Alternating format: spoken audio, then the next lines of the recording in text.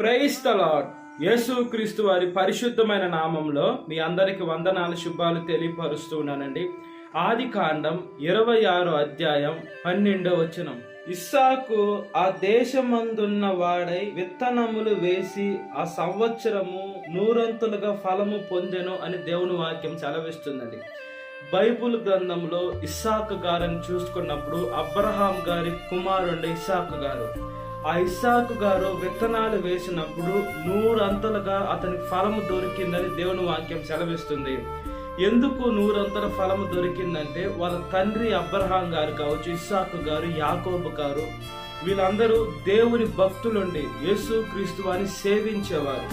యేసుక్రీస్తు వారి దగ్గరికి వచ్చి ఆయన బిడ్డలుగా జీవించాలని ఆశపడేటువంటి వారు. యేసుక్రీస్తు వారి నామంలో ఇస్సాకు గారు విత్తనాలు వేయబట్టి అవి 100 అంతల ఫలం వచ్చాయి. ఈ లోకంలో మనము ఎంత గొప్ప పంట వేసినా ఫలం రావాలనంటే ఆకాశము వర్షం ఇవ్వాలి, సూర్యుడు దాని కాంతినివ్వాలి, భూమి దానికి సత్తునివ్వాలి. ఎన్ని ఎరువులు వేసినా కూడా ఈ లోకంలో ఫలాలు ఈ లోకంలో రావాలనంటే యేసుక్రీస్తు వారి కృప ఉండాలండి. దేవుడి చిత్తం ఉండాలి. దేవుడు మనకి 30 అంతులుగా, 60 అంతులుగా, 100 అంతులుగా ఫలం ఇచ్చేటువంటి దేవుడుగా మన దేవుడు ఉన్నాడు. మనం ఎప్పుడైతే దేవుడు ప్రార్థనాపూర్వకంగా మన ఏ పనైనా ప్రారంభించినా, ప్రార్థనాపూర్వకంగా మనం ఎక్కడన్నా వెళ్ళినా కూడా అది మనకి ఆశీర్వాదకరంగా, దీవెనకరంగా, మహిమకరంగా ఉంటుందండి. మనం ఎప్పుడైతే దేవుణ్ణి వెనక పెట్టేసి మనం పనులు ముందు చేసుకుంటూ ఉంటామో ఆ పనులు సఫలము కావని దేవుని వాక్యం సెలవిస్తుంది. అవి మంచిది కాదండి, మన ఆత్మీయ జీవితానికి మంచిది కాదు. అది 100 అంతలుగా కూడా ఫలం ఉండవు. మనం అనుకునే కాడికి ఇంకా పూర్తిగా మనం లాసుల్లోకి వెళ్ళిపోతాం. ఇప్పుడు అనేక మంది గొప్ప గొప్ప షాపులు పెడుతున్నారు, లక్షల కోట్ల రూపాయలు ఖర్చు పెట్టి.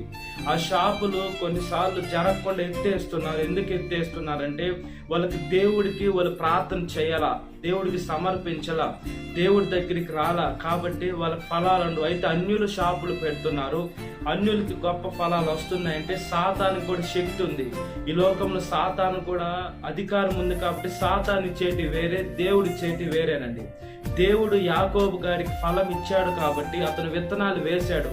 మనము ఈ లోకంలో మనుషుల ఆలోచన ఏంటంటే విత్తనాలు వేయకుండా పంట రావాలి అంటే నేను ఉద్యోగమే చేయకుండా, నేను ఏ పని చేయకుండా, నేను కష్టపడకుండా నాకు డబ్బులు రావాలి, నేను డబ్బులు కూర్చుకోవాలి అని మనుషులు అనుకుంటూ ఉంటారండి. అయితే ఆ డబ్బులు ఎంత వచ్చినా ఎంత కూర్చుకున్నా వ్యర్థమండి. మన జీవితం యావత్తు మనం దేవునికి సమర్పించాలి. ఎప్పుడైతే దేవునికి సమర్పిస్తామో దేవుడు మన ప్రతి ఒక్క జీవితాన్ని పరిశుద్ధపరుస్తాడు, స్థిరపరుస్తాడు, బలపరుస్తాడు, ఆయన సేవలో వాడుకుంటాడు. ఆయన ఆత్మను దయచేసేటువంటి దేవుడు అండి యేసుక్రీస్తు వారు. కాబట్టి మన ఫోకస్ అంతా దేవుని పైన పెట్టాలి. మన జీవితం యావత్తు దేవుని పైన ఉండాలి. ఎప్పుడైతే మన జీవితం యావత్తు దేవుడి పైన ఉంటుందో దేవుడు ఆయన ఆత్మనిస్తాడు, ఆయన బలాన్ని ఇస్తాడు, ఆయన శక్తిని ఇస్తాడు.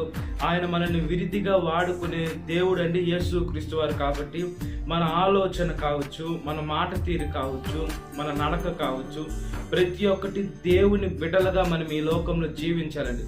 అప్పుడు దేవుడు 100 అంతలుగా ఫలాలు ఇస్తాడు.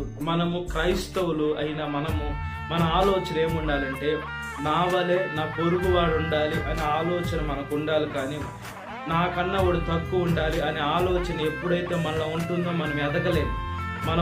మనకు ఫలాలు రావు. దేవుడికి ప్రార్థన చేసినా కూడా దేవుడు బాధపడి మనము వాళ్ళ చెడ్డ కోరుకుంటున్నాం కాబట్టి మనకు ఫలాలు రాకుండా దేవుడు ఆపేస్తారండి. కాబట్టి మనం ప్రతి ఒక్కటి ఆలోచించుకొని దేవుడి చిత్తానికి వదిలిపెట్టేయాలి.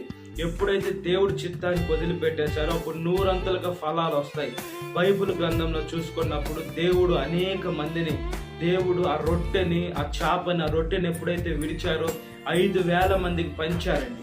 దేవుడు అంత గొప్ప దేవుడు. అంటే మనల్ని విరుస్తాడు. ఎందుకు విరుస్తారంటే మనం ఆశీర్వాదకరంగా ఉండేదానికి, మనం దీవెనకరంగా ఉండేదానికి, మనం మహిమకరంగా ఉండేదానికి, మనం అనేక మంది సర్వలోకానికి వెళ్ళేదానికి, సర్వ సృష్టికి సువార్తను ప్రకటించేదానికి, అనేక మందిని సర్వ సత్యంలోకి నడిపించేదానికని మనము తెలుసుకొని మన ఫలాలంతా మనం ఆశీర్వాదకరంగా, దీవెనకరంగా, మహిమకరంగా మన దేవుడు ఏదైతే మనకు ఫలాలు ఇస్తున్నాడో అవి గొప్ప ఫలాలుగా మనం తీసుకొని దేవుడికి ప్రార్థన చేసి మనం ఏ ఉద్యోగంలోనే ప్రయత్నం చేయాలండి. ఎప్పుడైతే మన ఉద్యోగ ప్రయత్నాలు చేస్తూ ఉంటామో దేవుడు ఖచ్చితంగా ఆ ఉద్యోగం మనకి ఇచ్చి మనల్ని ఆశీర్వదిస్తాడు. అయ్యా, నేను ఇక్కడికి వెళ్ళాలనుకుంటున్నాను, ఈ ఉద్యోగం చేయాలనుకుంటున్నాను, ఇది మీ చిత్తమా కాదని మనం ఎప్పుడైతే దేవుడిని అడుగుతామో నోరు తెరిచి అడిగితే దేవుడు మన చిన్న ఉద్యోగంలో కూడా గొప్పగా ఆశీర్వదిస్తాడండి. మనకు ప్రమోషన్లు ఇస్తాడు.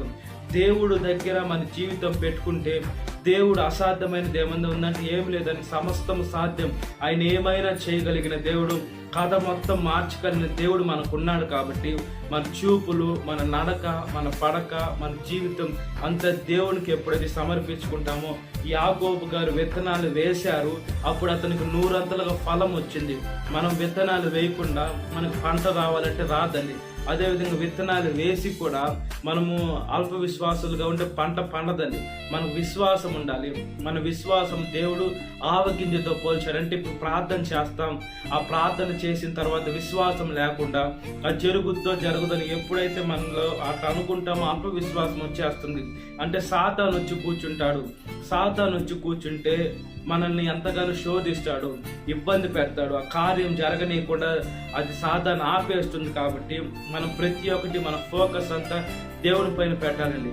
ఎప్పుడైతే మన ఫోకస్ దేవుని పైన ఉంటుందో దేవుడు మనల్ని ఆదరిస్తారు, ఆదుకుంటారు. ఆయన ఆత్మను మనకిస్తారు, ఆయన సేవలో మనల్ని వాడుకుంటాడు, ఆయన పరిశుద్ధమైన శక్తిని మనకిస్తాడు. కాబట్టి మనము బైబిల్ అనేక మందిని చూసుకున్నప్పుడు కూడా ఆహారం లేని వారికి ఆహారం ఇచ్చారు. ఇశ్రాయేలుకి బండతో మాట్లాడితే నీళ్ళు ఇచ్చారు, బండని కొడితే నీళ్ళు ఇచ్చారు. దేవుడు మన్నాని కురిపించారు. తన బిడ్డని ఎప్పుడు పస్తుంచే దేవుడు కాదండి. తన బిడ్డలు ఎప్పుడు 100 ఉండాలని దేవుడు కోరుకుంటుంటే, తన బిడ్డలు ఈ లోకంలో ఉన్నటువంటి డబ్బు కోసం, దానికోసం, దీనికోసం ప్రాకులాడి తప్పుడు మార్గంలో జీవించేసి దేవుడిని వాళ్ళ చేతులతో వాళ్ళే దూరం చేసుకొని అదేవిధంగా బాధలు పడుతూ, వేదన పడుతూ నరకంలోకి వెళ్ళిపోతున్నారు. కాబట్టి మనం అలాంటి జీవితాలు లేకుండా దేవుని వాక్యానుసారంగా ఆయన పరిశుద్ధమైన శక్తిని పొందుకున్నట్లుగా ప్రార్థన. మహాపరిశుద్ధ ఆత్మదేవ, మా ప్రియ పరలోకమందున్న తండ్రి, అయ్యా స్తోత్రం అయ్యా. యాకోబు విత్తనాలు వేశాడయ్యా, అతను 100 ఫలించునని దేవుని వాక్యం సెలవిస్తుంది దేవా. మేము కూడా ఈ లోకంలో ఏ ప్రయత్నం చేస్తున్నా ప్రార్థన పూర్వకమైన ప్రయత్నం చేసేదని సహాయం దయచేయండి అయ్యా. ఎప్పుడైతే అలా ప్రయత్నం చేస్తామో ఖచ్చితంగా మీ కార్యాలు సఫలం చేస్తున్న దేవా, ఆదుకుంటున్న దేవా, ఆదరిస్తున్న దేవా, ఆశీర్వదిస్తున్న దేవా, బలాన్నిస్తున్న దేవా, శక్తినిస్తున్న దేవా, దీర్ఘాశని, దయాలత్వాన్ని, మంచితనాన్ని, ఆశ నిగ్రహాన్ని, ప్రేమని, విశ్వాసాన్ని ఇస్తున్న మా తండ్రి స్తోత్రమయ్యా. మా రక్షకుడా, మా విమోచకుడా, మా ఏకైక దేవ, మా పరిశుద్ధమైన దేవ, మా ప్రార్థన దయతో ఆలకించండి, జవాబు దయచేయమని అడుగుచున్నా. ఒకసారి జ్ఞాపకం చేసుకోమని అడుగుచున్నానయ్యా. అయ్యా, ఈరోజు ప్రతి ఒక్క యవనస్తురాలను కాపాడండి. యవన వయసులో కాడి మోయటం నలునికి మేలు, అది మోపిన వాడు యెహోవాయే. కాబట్టి వాడు 100 ఫలాలు పొందాలంటే మీ మార్గంలోకి నడిచే శక్తిని దయచేయండి అయ్యా. చనిపోయిన వారి గురించి అయితే మేము ప్రార్థన చేయటం లేదు, కానీ వాళ్ళ బంధువర్గాలు, వాళ్ళ రక్త సంబంధికులు, స్నేహితుల్ని ఆదరించండి, మీరే ఓదార్చండి. గాయం రేపేది మీరే, గాయం కట్టేది మీరే.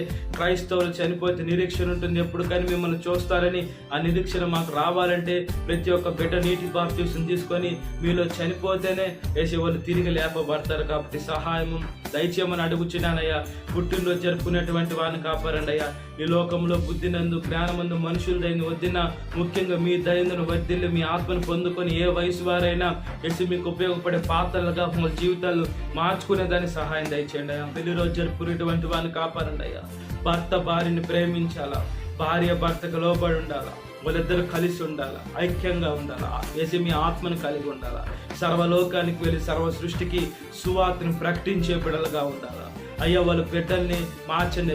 భార్య భర్తలు గొడ్రాలుగా ఉంటే బిడ్డలు దయచేసి వాళ్ళు క్రీస్తు బండిపైన వాళ్ళ కుటుంబం కట్టుకునేదాన్ని సహాయం దయచేయమని మీ పాదాల దగ్గరికి వస్తున్నానయ్యా. అయ్యా, సాతాను శోధన ప్రతి ఒక్క బిడ్డని విడుదల దయచేయండి. ఈ వాక్యం వింటున్న ప్రతి ఒక్క బిడ్డని పేరు వచ్చిన జ్ఞాపకం చేసుకోండి. ఈ దినకాలపు దీవెనతో నింపమని నజరేయుడైన యేసుక్రీస్తు వారి పరిశుద్ధమైన నామంలో మిక్కిలి వినం తడుచున్నాను మా పరలోకమందున్న తండ్రి. ఆమేన్.